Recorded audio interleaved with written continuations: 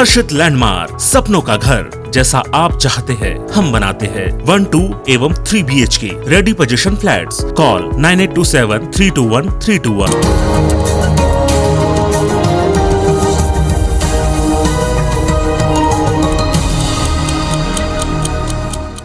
नमस्कार, good morning. मैं हूं आपके साथ आकांक्षा और आप देख रहे हैं IBC 24/7 की बड़ी बात में आप सभी का स्वागत है। इस बुलेटिन में हम आपको मध्य प्रदेश, छत्तीसगढ़ के साथ देश और दुनिया की तमाम बड़ी खबरों के बारे में जानकारी देते हैं। तो बुलेटिन की शुरुआत करेंगे पंजाब में मचे सियासी हलचल के साथ। पंजाब में नवजोत सिंह सिद्धू के इस्तीफे के बाद पंजाब कांग्रेस में खलबली मच गई है। इधर बड़ी खबर है कि कांग्रेस अध्यक्ष ने सिद्धू का इस्तीफा नामंजूर कर दिया है। सूत्रों के मुताबिक हाईकमान ने राज्य के नेताओं से अपने स्तर पर मामला सुलझाने के लिए कहा है। इस मसले पर चर्चा के लिए पंजाब के सीएम चरणजीत सिंह चन्नी ने आज इमरजेंसी मीटिंग बुलाई है। वहीं सिद्धू के समर्थन में मंत्री रजिया सुल्ताना ने भी चन्नी कैबिनेट से इस्तीफा दे दिया है। रजिया सिद्धू के सलाहकार और पूर्व डीजीपी मोहम्मद मुस्तफा की पत्नी हैं। उन्होंने मंगलवार सुबह ही चार्ज संभाला था। इधर पंजाब कांग्रेस के नव नियुक्त कोषाध्यक्ष गुलजार इंद्र सिंह चहल और महासचिव योगेंद्र ढींगरा ने भी अपने पद से इस्तीफा दे दिया है। दूसरी तरफ पटियाला में सिद्धू के घर पर कांग्रेस विधायक जमा होने लगे हैं। वहीं कैप्टन अमरिंदर सिंह ने सिद्धू को मिसगाइडेड मिसाइल बताया है। तो कल नवजोत सिंह सिद्धू ने सबको चौंकाते हुए सोनिया गांधी को अपना इस्तीफा भेजा था और दिन भर अटकलों का दौर चला और फिर उसके बाद कांग्रेस हाईकमान ने इस्तीफा नामंजूर कर दिया है। आज चन्नी ने कैबिनेट इमरजेंसी मीटिंग बुलाई है और लगातार सबकी नजर कि अब अगला कदम नवजोत सिंह सिद्धू का क्या होगा और कांग्रेस आला कमान की तरफ से क्या कुछ फैसले लिए जाते हैं। चलिए मध्य प्रदेश के बारे में जानकारी दे दे आपको। आज सीएम शिवराज सिंह चौहान टीकमगढ़ के दौरे पर रहने वाले हैं और 1 महीने के अंदर उनका ये दूसरा दौरा है। 6 से ज्यादा गांव में आज वो जनदर्शन करेंगे और इसके साथ ही करीब 5 घंटे तक CM Shivraj Singh Chouhan road show करने वाले हैं।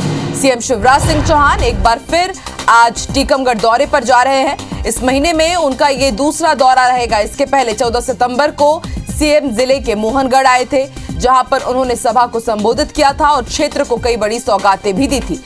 सीएम के दौरे को पृथ्वीपुर विधानसभा उपचुनाव से जोड़कर देखा जा रहा है। मंगलवार को चुनाव आयोग ने पृथ्वीपुर विधानसभा उपचुनाव की तारीख घोषित कर दी है। भाजपा कांग्रेस पृथ्वीपुर उपचुनाव में अपनी अपनी जीत का दावा कर रहे हैं। सीएम के दौरे से पूर्व सागर कमिश्नर और टीकमगढ़ कलेक्टर ने अधिकारियों की टीम के साथ ग्राम पंचायत गौर पहुंचकर हेलीपैड के साथ ही अन्य व्यवस्थाओं का जायजा लिया।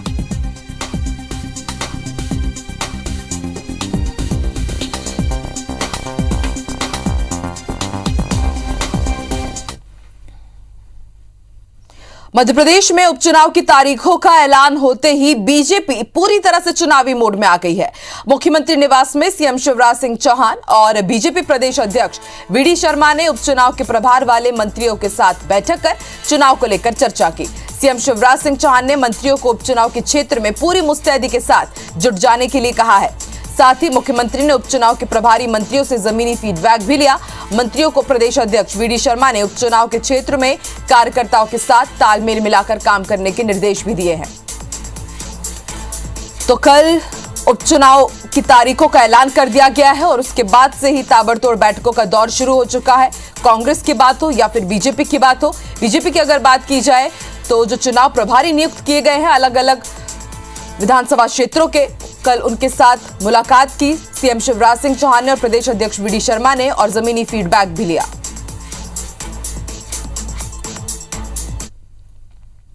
और अब बात छत्तीसगढ़ की, बिलासपुर से बड़ी खबर आपको बता दें। कृषि मंत्री रविंद्र चौबे आज बिलासपुर दौरे पर रहेंगे। कृषि, उद्यानिकी, पशुपालन से संबंधित संभाग स्तरीय अधिकारियों की वो समीक्षा बैठक लेने वाले हैं। जल संसाधन विभाग के अधिकारियों के साथ भी उनकी समीक्षा बैठक होगी। तो कृषि मंत्री आज बिलासपुर दौरे पर रहने वाले हैं। कई महत्वपूर्ण बैठक में वो शिरकत करेंगे। इसके साथ ही समीक्षा बैठक भी वो लेंगे। कृषि, उद्यानिकी और इसके साथ ही जल संसाधन विभाग के जो अधिकारी हैं संभाग स्तरीय, उनकी वो समीक्षा बैठक लेने वाले हैं।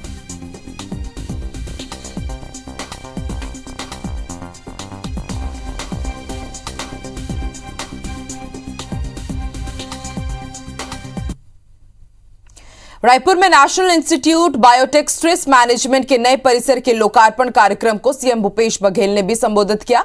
इस दौरान सीएम ने पीएम मोदी से छत्तीसगढ़ राज्य का 47 लाख टन सरप्लस चावल लेने, राज्य को धान की उसना मिलिंग की अनुमति और 23 लाख टन उसना चावल लेने का आग्रह किया।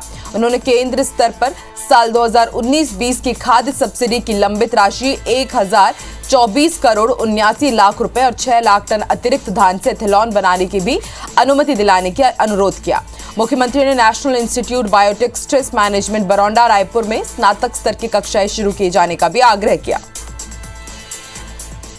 तो कल रायपुर को एक बड़ी सौगात दी है प्रधानमंत्री नरेंद्र मोदी ने। स्ट्रेस मैनेजमेंट के नए भवन का लोकार्पण किया गया है और वर्चुअली प्रधानमंत्री नरेंद्र मोदी इस कार्यक्रम से जुड़े और सीएम भूपेश बघेल ने भी इसमें वर्चुअली शिरकत की। और इस दौरान सीएम भूपेश बघेल ने प्रधानमंत्री नरेंद्र मोदी से कुछ मांगे की हैं।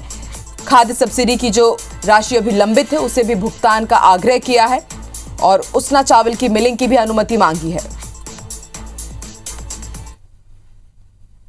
छत्तीसगढ़ में महात्मा गांधी के आदर्शों और सिद्धांतों से बच्चों को अवगत कराने के लिए अब इन्हें कक्षा 5वीं से 12वीं के शैक्षणिक पाठ्यक्रम में शामिल किया जाएगा। इसमें शहरी के साथ साथ ग्रामीण क्षेत्र के बच्चों को गांधी जी की मंशा के अनुरूप शिक्षा दी जाएगी। मुख्यमंत्री भूपेश बघेल ने इसके लिए मुख्य सचिव को निर्देश दिए हैं कि बच्चों के सर्वांगीण विकास के साथ आत्मनिर्भर बनाने वाली शिक्षा का प्रबंध राज्य सरकार की ओर से सुनिश्चित किया जाए। मुख्यमंत्री बघेल की पहल पर गांधी जी के आत्मनिर्भर ग्राम की संकल्पना को पूरा करने के लिए स्कूली बच्चों को गांव का भ्रमण कराकर सरकार की महत्वाकांक्षी सुराजी गांव योजना के तहत नरवा, गुरवा, गुरवा और बाड़ी के बारे में विस्तार से बताया जाएगा। इससे स्कूली बच्चों को ग्रामीण अर्थव्यवस्था के साथ साथ जल संरक्षण और मृदा संरक्षण जैसे विषयों पर जानकारी मिलेगी और आत्मनिर्भर ग्राम की कल्पना को साकार करने में मदद मिलेगी। छत्तीसगढ़ में भारतीय जनता पार्टी में भी गुटबाजी शुरू हो गई है। पिछले दिनों प्रधानमंत्री जन कल्याणकारी योजना जागरूकता अभियान को लेकर प्रदेश के संगठन महामंत्री का जो वीडियो वायरल हुआ उसने इस गुटबाजी को पूरी तरह सतह पर ला दिया। सवाल यह है कि क्या बीजेपी में यह गुटबाजी वक्त रहते संभल पाएगी? ये रिपोर्ट देखिए।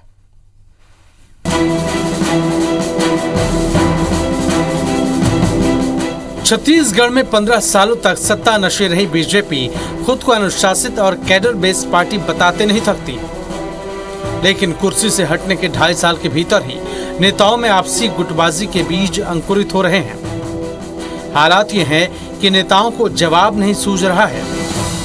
प्रधानमंत्री जन कल्याणकारी योजना जागरूकता अभियान को लेकर उपजे ताजा विवाद ने तो गुटबाजी की परत को खोलकर रख दिया है। दरअसल साल 2014 में बीजेपी और उससे जुड़े अनुषंगिक संगठनों के लोगों ने संस्था की बुनियाद रखी थी, जिसका मकसद केंद्र की योजनाओं से लोगों को अवगत करा उन्हें फायदा दिलाना था। कई राज्यों में कार्यकारिणी का गठन हुआ और हाशिए पर चल रहे नेता सच्चिदानंद उपासने ने बतौर राष्ट्रीय महासचिव तेजी से काम किया। उन्होंने प्रदेश के 23 जिलों में संघ और पार्टी के पुराने नेताओं को जोड़कर बड़ा नेटवर्क बना लिया और यही काम पार्टी में गुटबाजी की वजह बना।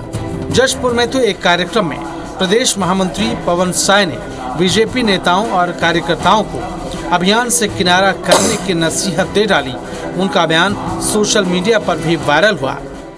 जब माननीय पवन साय जी ने इस बात को बैठकों में लगातार कहा, उसके वीडियो वायरल हुए और वीडियो वायरल होने के बाद जो लोग स्थानीय स्तर पर गुटबाजी में हैं, जो भारतीय जनता पार्टी के उन कार्यकर्ताओं को जिनको वहाँ तवज्जो नहीं मिली, जो पद नहीं मिला, वो स्वाभाविक रूप से इस संगठन से, इस अभियान से जुड़े।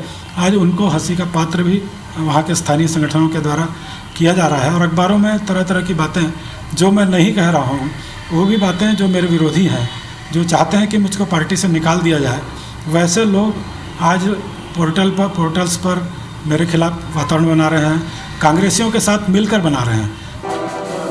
वहीं इस मुद्दे पर प्रदेश के दूसरे बड़े नेता भी सहजता से जवाब नहीं दे पा रहे हैं। उपासने जी को जो जवाबदारी दी गई है, उपासने जी को काम करना चाहिए, नीचे तक जाकर के योजनाओं को बताना चाहिए। बाकी पार्टी के लोग लगे हुए हैं, अपने स्तर पर सारी योजनाओं को लेकर के जा रहे हैं। मुझे लगता है इसमें विवाद का कोई विषय नहीं है। जो समिति बनाई गई थी उसी को फर्जी बता रहे हैं कौन जाए। अब ये वो लोग केंद्र से बात करना चाहिए कि उनकी नियुक्ति कहां से हुई है और उसके आधार पर उसकी समीक्षा करनी चाहिए। जाहिर है छत्तीसगढ़ बीजेपी में अंदर खाने खटपट तो जरूर है। 14 सीटों पर सिमटे संगठन के सामने नेताओं और कार्यकर्ताओं में नया जोश जगाने की चुनौती है। नहीं तो 2023 में गुटों में बटे नेताओं का आपसी मनमुटाव भारी न पड़ जाए। राजेश राज, IBC 24, रायपुर। मुख्यमंत्री भूपेश बघेल से संयुक्त किसान मोर्चा के प्रतिनिधिमंडल ने मुलाकात की। प्रतिनिधिमंडल में किसान नेता राकेश टिकैत, सामाजिक कार्यकर्ता मेधा पाटकर, डॉक्टर सुनीलम बलदेव सिंह सिरसा समेत दूसरे पदाधिकारी भी शामिल थे। सीएम भूपेश बघेल और राकेश टिकैत के बीच लगभग आधे घंटे से ज्यादा अलग अलग मुद्दों पर चर्चा हुई। राकेश टिकैत ने राज्य सरकार की ओर से धान के दाम, MSP के अलावा राजीव गांधी किसान न्याय योजना के जरिए 2500 रुपए दिए जाने की तारीफ की। उन्होंने कहा कि इस तरह की योजना दूसरे राज्यों को भी बनानी चाहिए। इसी तरह सामाजिक कार्यकर्ता मेधा पाटकर ने सीएम भूपेश बघेल से मुलाकात के दौरान छत्तीसगढ़ में किसान, आदिवासी और गरीबों के लिए किए जा रहे कामों को लेकर विस्तार से चर्चा की। उन्होंने आदिवासियों के विकास के लिए राज्य सरकार के प्रयासों की सराहना भी की।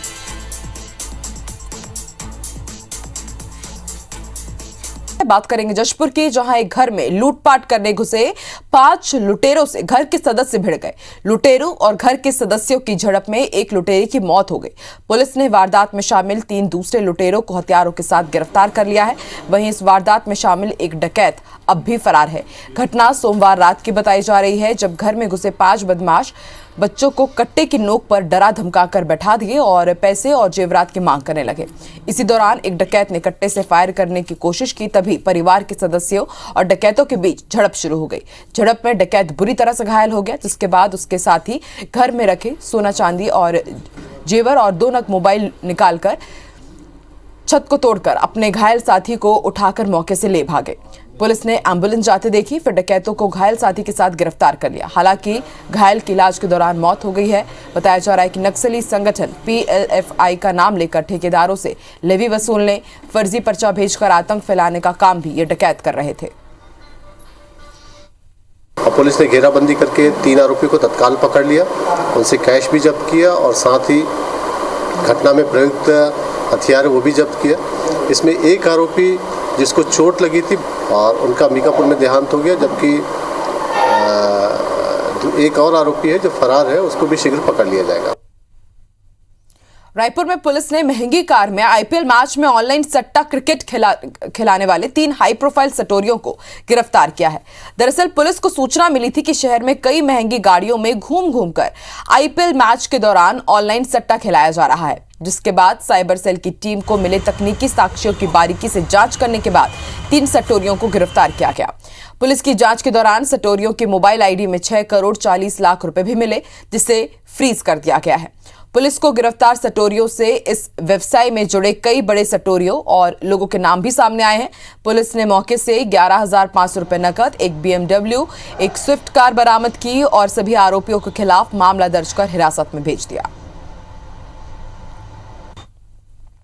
सबसे पहले एक विकास अग्रवाल नाम के व्यक्ति को पकड़ा गया और जब उसके मोबाइल को चेक किया गया तो उस पर एक ऑनलाइन सट्टा खेलने वाला एक ऐप मिला, जिसमें जब चेक किया गया तो उसमें लगभग 38 लाख रुपए का बैलेंस भी था।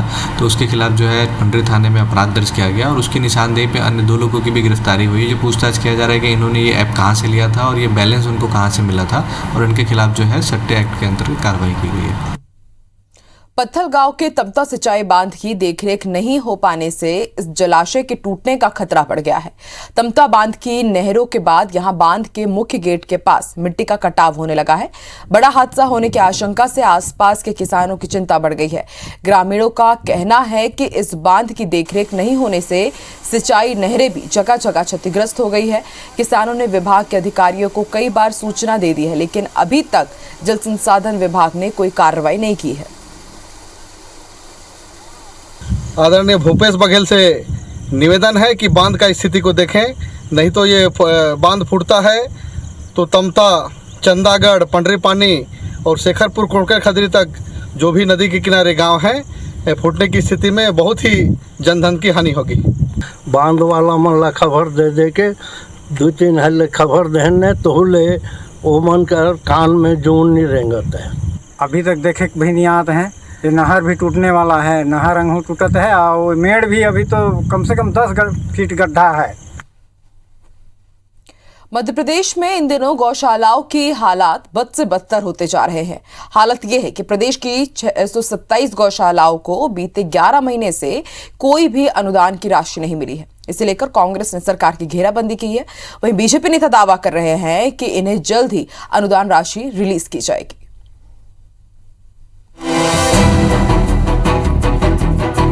मध्य प्रदेश में 627 गौशालाएं रजिस्टर्ड हैं, जहां 1,66,804 गौवंश हैं। कांग्रेस शासनकाल में गौशालाओं के प्रति गाय 20 रुपए के हिसाब से अनुदान पहुंच रहा था।